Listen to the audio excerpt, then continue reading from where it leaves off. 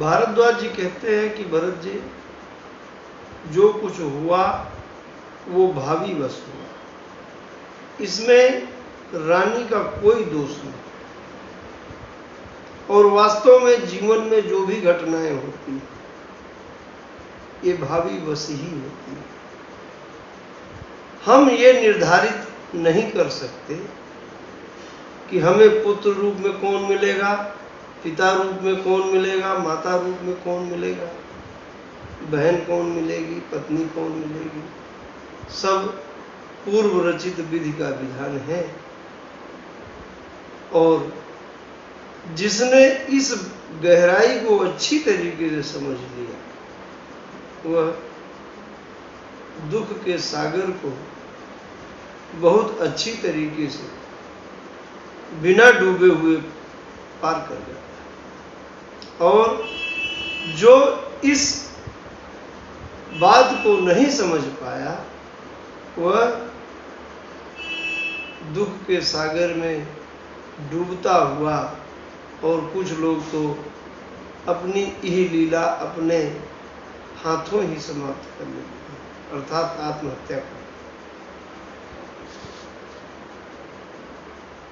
भारद्वाज जी ने भरत जी को समझाते हुए जो बातें कही, वास्तव में भरत जी को कौन समझा सकता। गोस्वामी जी लिख रहे हैं, भरत जी के चरित्र का निरूपण करते हुए उन्होंने भाइयों के आपसी संबंधों को इस तरीके से निरूपित किया है कि वास्तव में एक छोटे भाई को एक बड़े भाई के साथ और एक बड़े भाई को छोटे भाई के साथ कैसी आदर्श रचना है,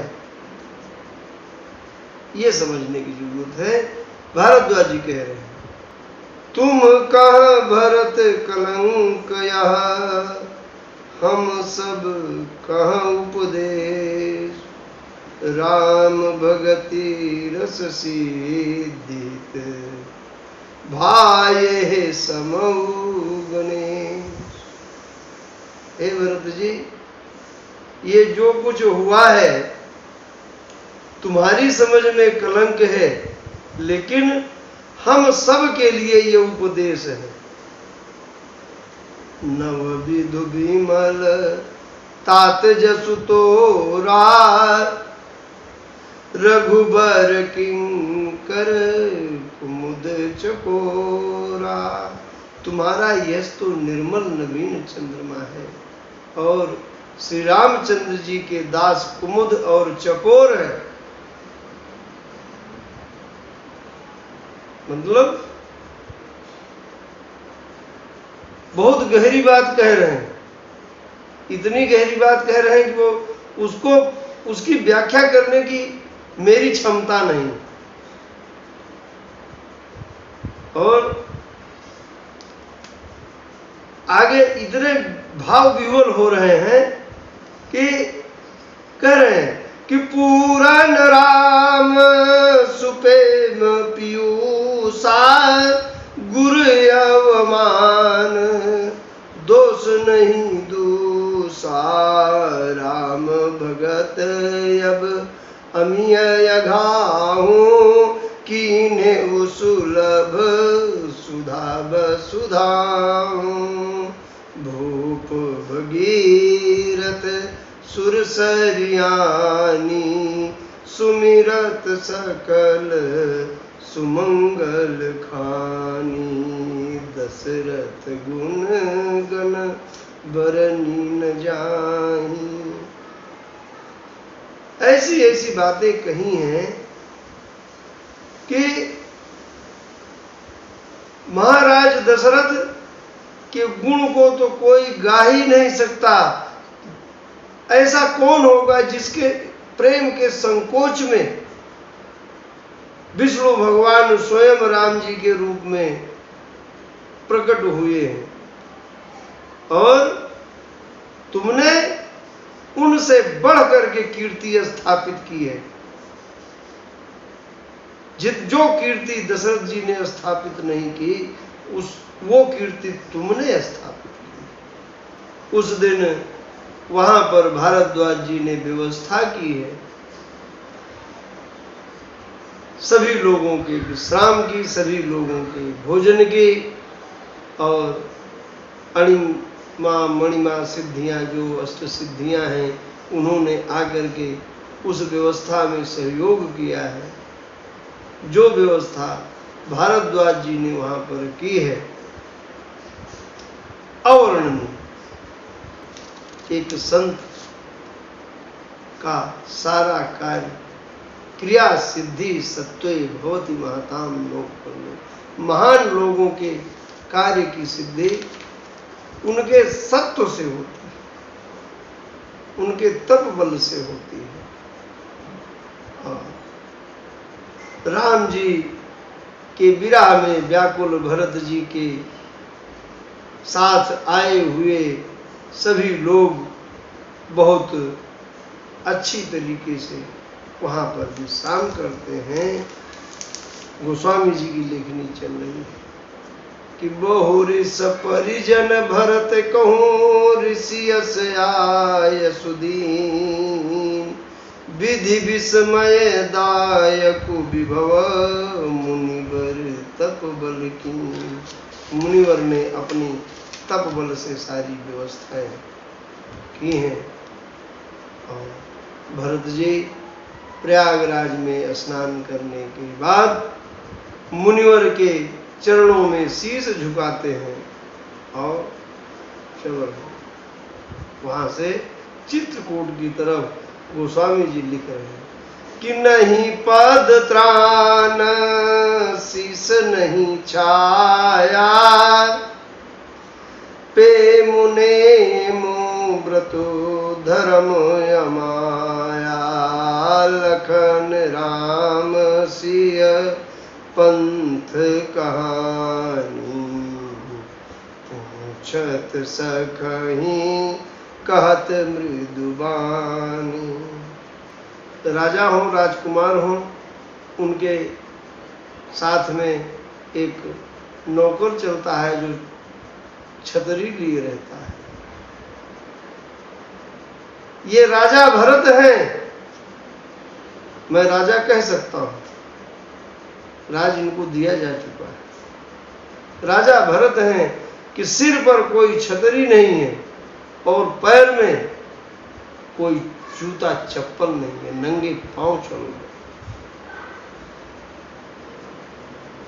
और गुहा से वैसी ही प्रीति करते हुए जैसे राम जी, भरत जी, लक्ष्मण जी, शत्रुघ्न जी भ्रातृ प्रेम भाव से गुहा के साथ राम जी और लक्ष्मण जी के मार्ग की कहानियां सुनते हुए चल रहे हैं। किए जाहि छाया जलद सुखद बहई बर्बाद तसुमगु भयउन राम कह। भरत जी की वास्तव में राम जी के कितने प्रिय रहे होंगे कि राम जी के जाते समय वो छाया नहीं थी, वो हवाएं नहीं चल रही थी शीतल जो भरत जी के जाते समय चल रही है। भरत जी जा रहे हैं, राम जी को मनाने जा रहे हैं। प्रकृति ने व्यवस्था की है कि भरत को कोई कष्ट नहीं होना चाहिए। रास्ते में जो पुरजन हैं वो देखते हैं भरत जी और शत्रुघ्न जी को तो सोचते हैं अरे ये राम लक्ष्मण गए, ये फिर राम लक्ष्मण, उनको बड़ा कंफ्यूजन है। लेकिन कुछ समझदार लोग समझाते हैं नहीं, ये राम लक्ष्मण नहीं है, उनके भाई भरत और शत्रुघ्न है। अब सबसे बड़ी गंभीर समस्या हो गई सुरपति को। भगवान जाने इनको सुरपति किसने बनाया, बने और और समस्याएं हमेशा सुविधा भोगी लोगों को होती हैं। वह सुविधा भोगी देवता परेशान हो जा रहा है, कह रहा है अरे कहीं ऐसा न हो कि ये भरत जी जा रहे हैं राम जी को मनाने के लिए, सारा गुड़ गोबर हो जाए, राम जी मान करके वापस चले आओ, तो हमारी सारी योजना धरी की धरी रह जाएगी। क्योंकि राम जी प्रेम, राम ही केवल प्रेम प्यारा, और भरत जी से अधिक कोई प्रेम करने वाला नहीं है। भरत जी उनको मनाने जा रहे हैं, तो कहीं ऐसा न हो कि अपना वो वचन छोड़ करके, जिसके लिए उन्होंने नर तन धारण किया है, उसको भूल करके भरत जी के प्रेम में कहीं वापस ना आ जाए। गोस्वामी जी की लेखनी चल रही कि कर्म प्रधान विश्व करी राखा, जो जस करई सो तस फल चाखा। कर्म प्रधान,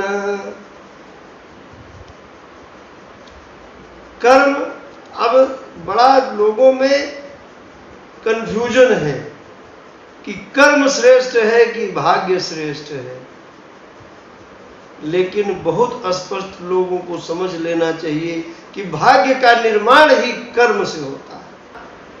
हम अपने कर्म को अच्छा रखेंगे तो भाग्य को अच्छा होना पड़ेगा। भाग्य, भगवान की किसी से रिश्तेदारी नहीं, और जिनसे रिश्तेदारी है भी उसके लिए भी कर्म का विधान ही बना करके रखा है उन्होंने। कोई पंडित जी आकर के बोले कि हम तुम्हारा ये जप करवा देंगे, तुम्हारी सारी समस्याएं हल हो जाएंगी। समस्याएं तुमने अपनी स्वयं पाली हैं, चाहे इस तन के कर्म से पाली हैं, चाहे पिछले तन के कर्म से पाली हैं।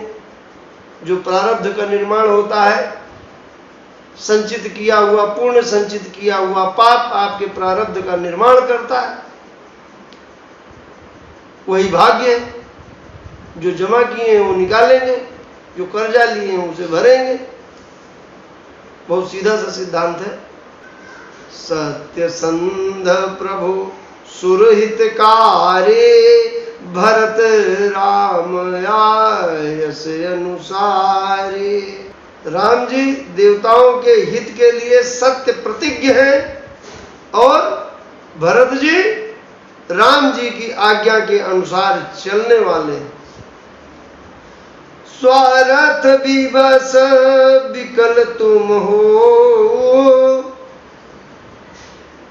भरत दोषो नहीं राउर मोह।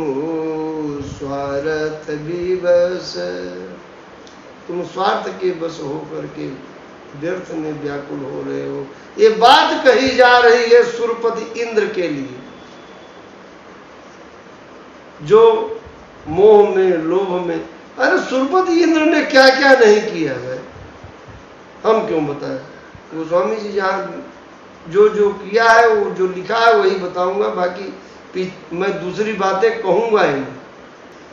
यही विधि भरत चले मग जाई, दशा देखे मुनि सिद्धि सियाही। जगहि राम कहीं लेहि उषासा, उमगत पे मनहु चहुपार।